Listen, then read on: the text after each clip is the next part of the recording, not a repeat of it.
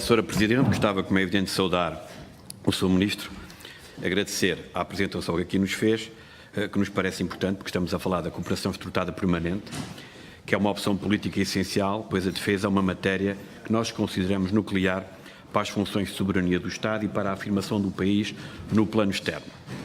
Esta matéria da cooperação estruturada permanente teve aqui alguma agenda política.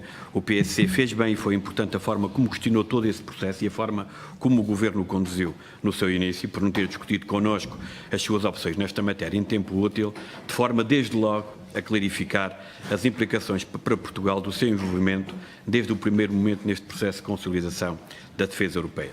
O PSD, como o Sr. Ministro sabe, tivemos várias vezes a oportunidade de o demonstrar, somos um partido europeísta e nesta como noutras matérias europeias temos uma postura sempre construtiva. É para nós importante aprofundar a cooperação em matéria de segurança e defesa na União Europeia, muito particularmente no momento, o Sr. Ministro fez referência a isso, em que fazemos face a desafios como a crise migratória, o afluxo de refugiados à Europa, com certeza, e o terrorismo internacional.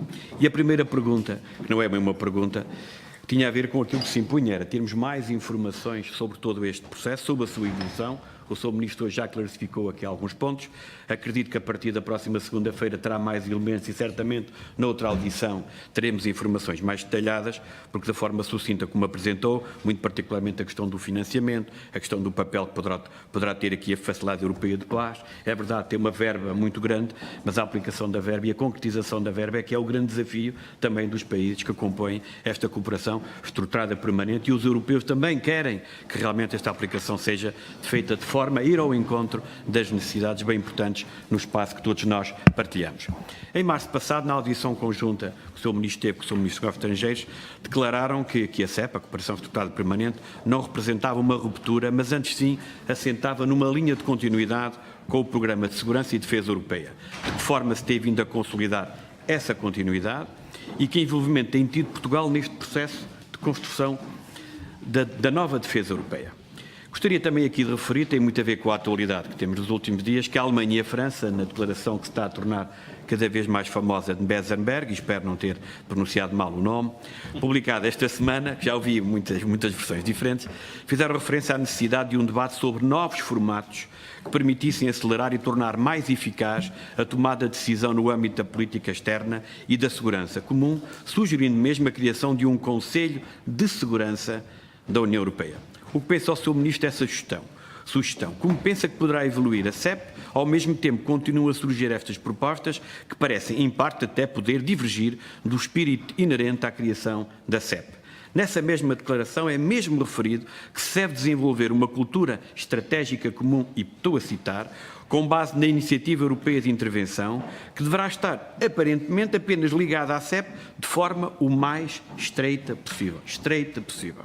O Sr. Ministro anunciou mesmo no final de abril passado, e hoje fez uma referência muito lateral a esta matéria, que Portugal tinha sido convidado para a Força de Intervenção Europeia proposta pela França. Assim aproveitamos a ocasião, como é evidente, para lhe perguntar como está a avançar este projeto do Sr. Macron, ou pelo menos da intenção do governo francês, se já estão fechadas as negociações. O Sr. Ministro hoje deu a entender que não, e o Sr. Ministro anunciou que seria assinada uma carta de intenções em junho. E se tem alguma previsão para a sua assinatura e, finalmente, se Portugal irá ou não entrar neste projeto. O Sr. Ministro da Defesa anunciou anteriormente que Portugal iria participar, hoje fez aqui várias referências, em 6 projetos dos 17 já anunciados na CEP, de forma a desenvolver capacidades conjuntas, a investir em projetos comuns e melhorar a prontidão e contributo operacional das Forças Armadas. Hoje voltou a afirmá-lo aqui. Gostávamos que nos pudesse adiantar em que pé já está a nossa participação nestes projetos, portanto, aprofundar e concretizar aquilo que já disse, de que forma é que estamos a cooperar com outros países para poder concretizar estes projetos e ter acesso ao financiamento. Era importante que se tivesse mais explicações para nos dar, para que a reunião tivesse mais resultados práticos para os diferentes grupos parlamentares. Perguntava também que alterações antevê o Sr. Ministro que venham a ocorrer na política de defesa nacional em virtude da participação de Portugal na CEP.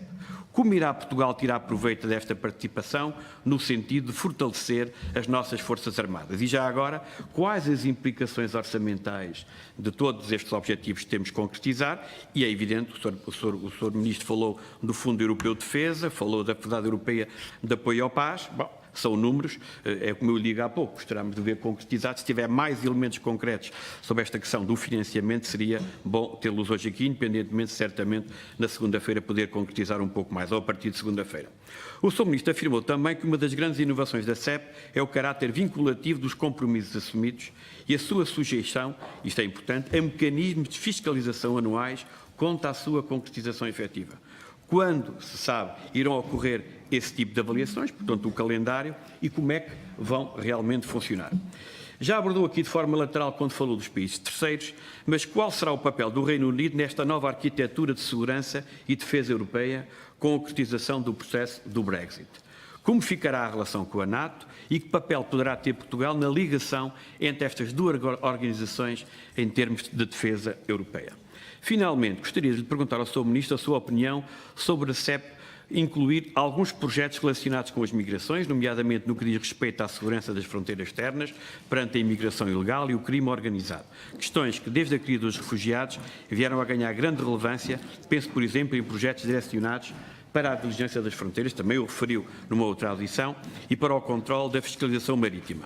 Uma outra questão, que não tenho aqui anotada, mas que me lembro da audição anterior, foi que o Sr. Ministro dos Negócios Estrangeiros referiu que a cooperação estruturada e permanente poderia ser uma grande valia para as nossas empresas.